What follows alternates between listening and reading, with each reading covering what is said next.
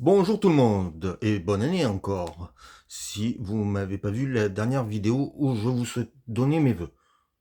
Cette semaine, vous pourrez voir ou revoir sur nos beaux écrans le grandiose, le magnifique Rebecca de Alfred Hitchcock. Alors, vous pourrez voir deux Alfred Hitchcock. Il y a aussi, non, trois, je crois. Il y a Les Enchaînés qui sort et je crois qu'il y a le procès Paradine. Procès Paradine, je l'ai vu il y a très longtemps, donc je suis incapable d'en parler. Comme Les Enchaînés aussi, c'est un peu compliqué pour moi, il y a très longtemps que je l'ai vu.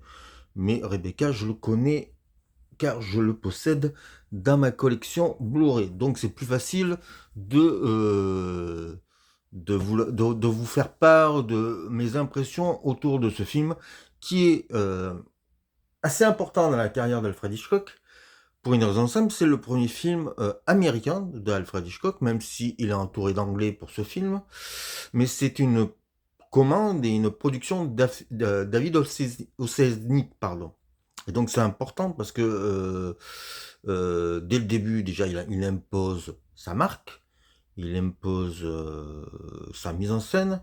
Mais David Selznick, il a dû se battre un peu contre, donc c'est aussi ça l'intérêt de ce film parce que c'est des grandes personnalités qui sont l'une avec l'autre et qui arrivent à faire un produit, non, produit c'est moche, c'est laid, un film, un long métrage qui va perdurer dans le temps.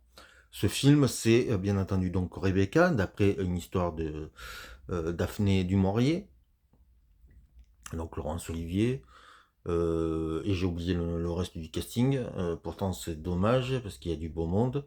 Mais bon, l'histoire, c'est quelqu'un qui, c'est une femme qui rencontre un veuf. Ils vont vite s'aimer, se marier, et elle va habiter dans sa maison luxueuse en Angleterre, et elle va se rendre compte qu'il y a des secrets qui entourent ça. Et puis il y a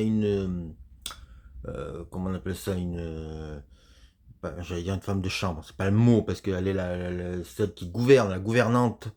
Eh bien, il va se passer des choses entre la gouvernante et quelqu'un de pas très sympathique, de même très flippant. Et voilà. Donc, c'est cette histoire-là qui est racontée par Alfred Hitchcock et qui est racontée de main de maître, puisque, comme toujours chez Hitchcock, c'est l'image qui compte, c'est la caméra qui compte. Et, voilà, c'est un modèle de cinéma gothique, parce qu'on est quand même encore de le gothique. Alors c'est pas le gothique à la Bava à la Hammer. On est dans quelque chose de plus, j'allais dire littéraire, beaucoup plus. Mais voilà, on est quand même dans une atmosphère poisseuse et mystérieuse. Et on saura que le fin mot de l'histoire qu'à la fin. Donc c'est pour ces raisons-là que c'est intéressant. Euh, le film va être un énorme succès, parce que vous savez, aux États-Unis, il y a une règle. Si tu obtiens un succès dès le début, tu peux faire d'autres longs métrages. Si tu te plantes dès le début, tu rentres chez toi, tu prends tes bagages et tu te casses.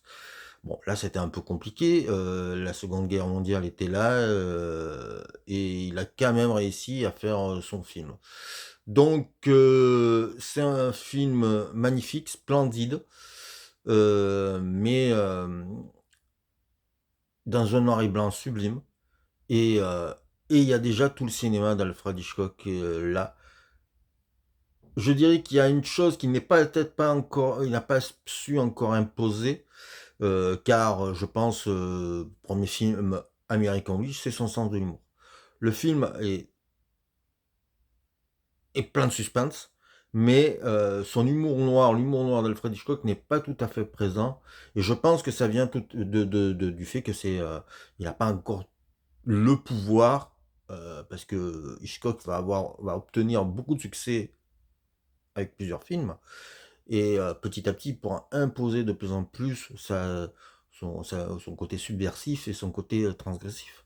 Donc, parce que Hitchcock, sous ses côtés film à suspense, tout ça, il y a toujours une critique, une sociale ou une critique, de l'establishment.